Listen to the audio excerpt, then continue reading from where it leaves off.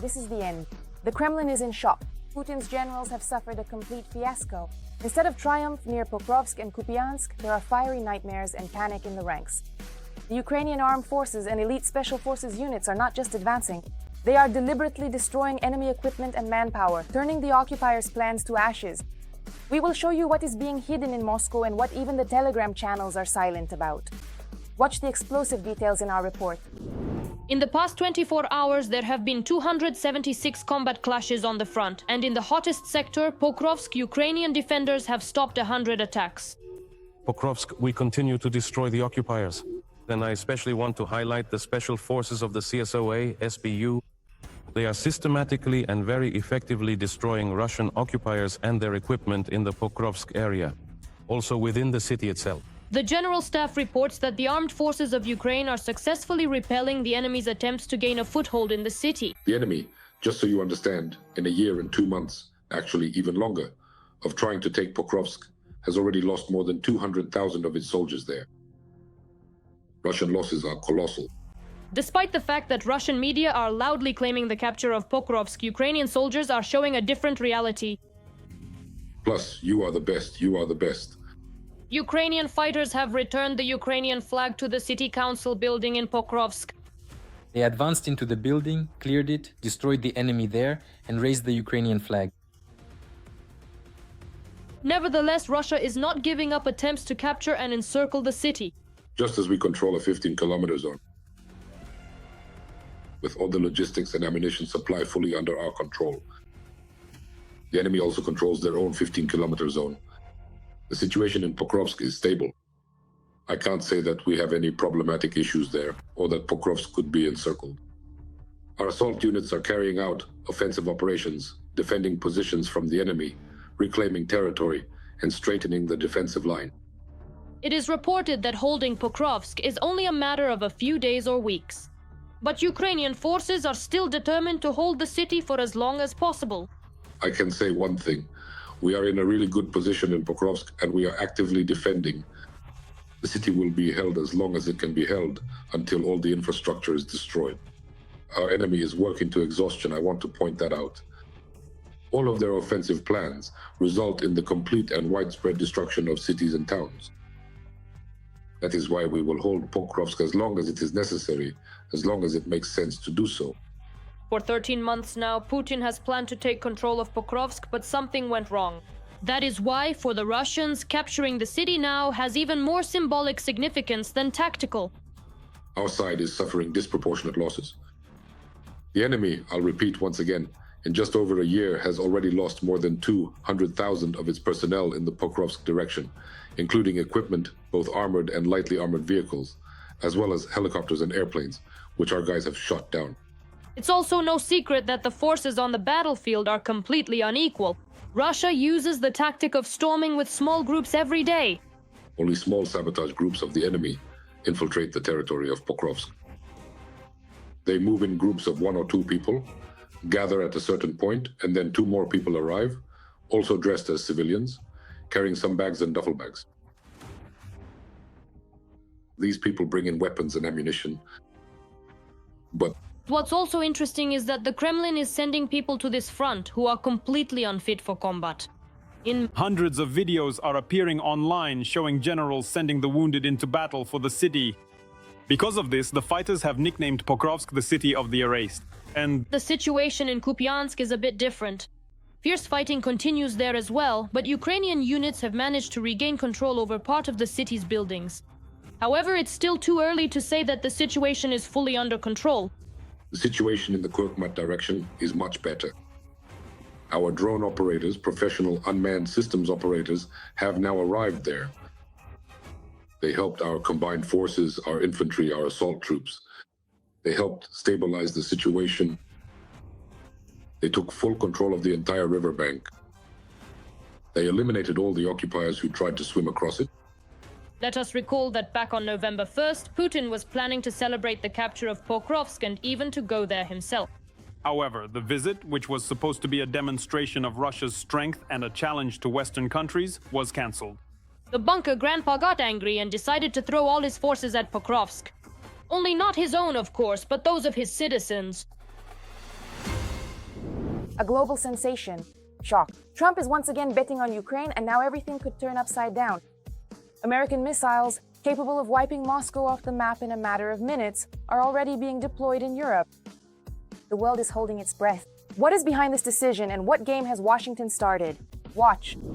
It seems that across the ocean, they have finally become disillusioned with Putin. It seems the Trump administration no longer believes it's possible to reach an agreement with the Kremlin, neither on peace nor on arms control. Now, instead of dialogue, it's about building up power and supporting allies. The US is strengthening Europe's defenses, supplying Ukraine with the latest weaponry, and returning to a strategy of deterrence. And in Moscow, this has clearly made people nervous.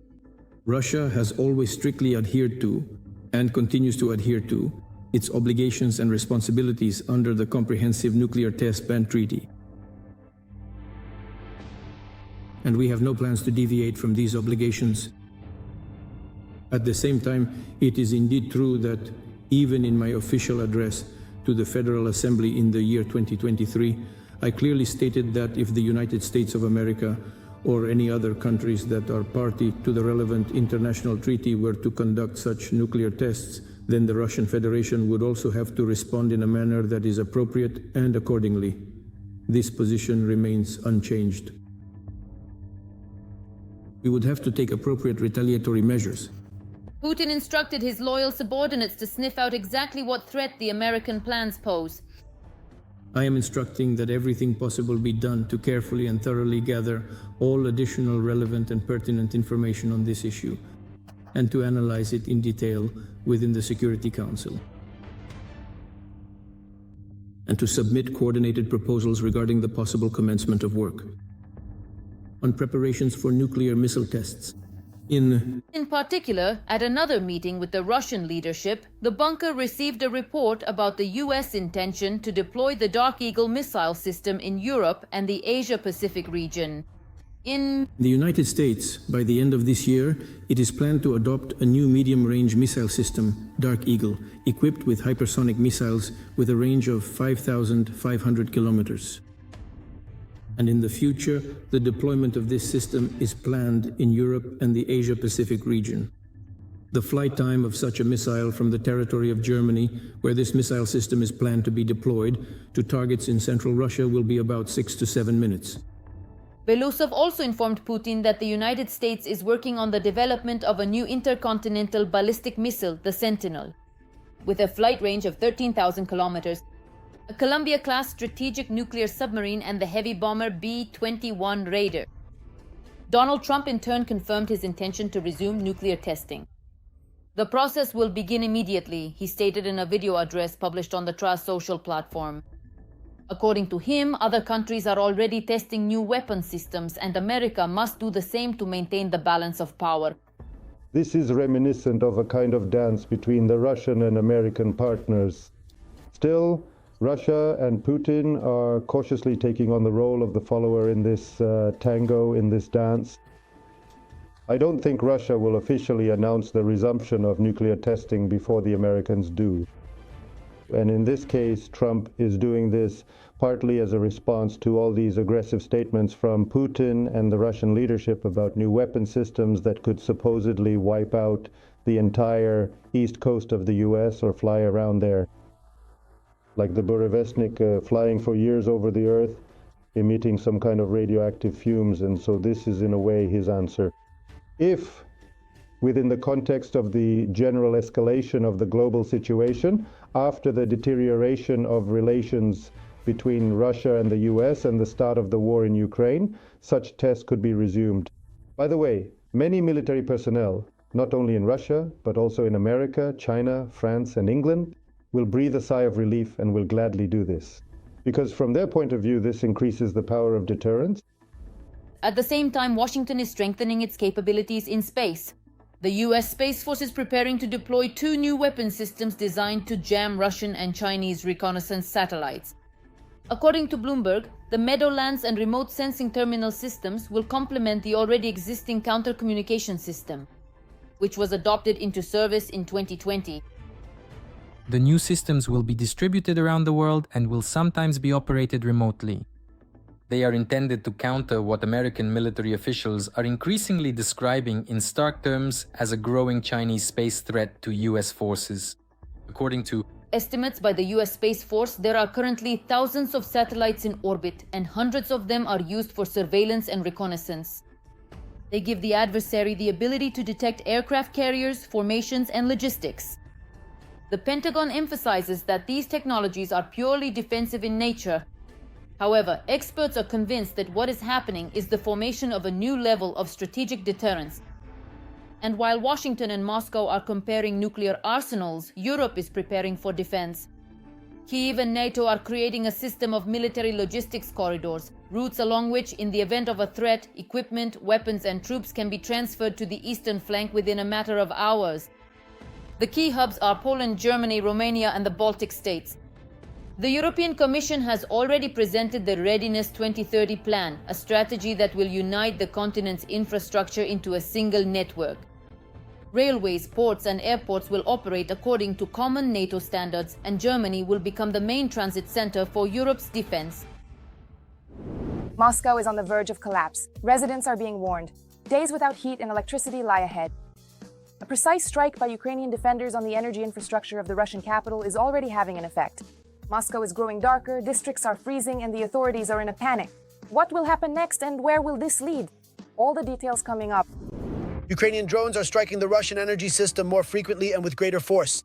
On the night of October 5th, Ukrainian UAVs attacked energy infrastructure in the Vladimir and Oryol regions. In Vladimir, the strike hit a substation with a capacity of 700 megawatts in the suburbs. Kilowatts in the suburbs? Local residents claim that the city was attacked by missiles, not UAVs.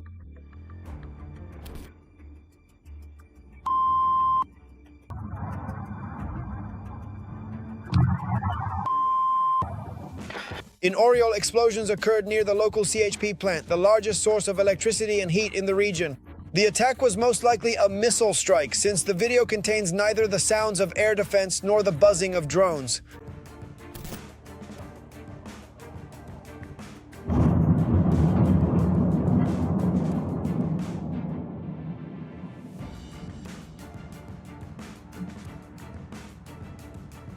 That was a big bang. This is already the second attack on the Oryol CHP plant in the past week. On October 31st, it was hit by Neptune cruise missiles. At that time, the city was left without power. Also, on the last day of October, the Vladimir CHP plant was on fire. Moreover, this substation supplies electricity to the central region, including Moscow, Vladimir, Nizhny Novgorod, and partly Ivanovo regions. In general, they also participate in power transmission, from the Kalinin nuclear power plant to the Kostroma GRES and other major energy sources. The stable operation of the Vladimir substation is critically important for the reliability of the Russian power system's balance. It is of particular significance. Energy from the Kalinin NPP is supplied through it. This makes the substation one of the key facilities for the Moscow power hub. The SU wants to cause a blackout in Belokamenaya, striking substations around Moscow. In recent weeks, attacks on important energy hubs have been recorded. Arzamas 500 kilovolts on October 14th, Balashov 500 kilovolts from October 16th to 25th, Vladimir 750 kilovolts on October 17th through 31st and November 5th, Vishkema 500 kilovolts on October 18th, Novobryansk 750 kilovolts on October 29th, Lipetsk 500 kilovolts on November 2nd, Frolov 500 kilovolts on November 3rd. According to industry analysts, the goal of the strikes is to deprive Moscow of the ability to receive maneuverable electricity from the Volga hydroelectric power stations. Before these strikes on substations, the head of Unmanned Systems Forces, Robert Brody, warned that Muscovites should start preparing for blackouts. A blackout is nothing to be afraid of. The SBS birds, together with other components of Ukraine's deep strike capabilities, promise you a rapid, albeit forced, adaptation. But you'll manage. Matches, flashlights, candles. By the way, take this opportunity to use your favorite battery-powered garlands too. We won't be informing you about every 750 kilowatt, 500 kilowatt, and so on installation damaged by the birds. Just go by the principle: light, warmth, boom, darkness, cold. And your reconnaissance in public channels is still working flawlessly as long as there's internet. The strikes were announced, and the strikes happened. And the enemy, even knowing that which infrastructure would be targeted, was unable to organize an effective defense. There were announcements that blackouts were expected, and only after that did the drones take off. If, for example, such strikes continue, then in the short term, Moscow will be left without electricity. Plus, there are strikes on gas storage facilities and gas distribution stations. In that case, the Russian capital will be left not only without electricity, but also without heat. Every voice matters. Join our community, support independent journalism, and help us bring you the truth from Ukraine. Become a member of Ukraine Today. Join us now.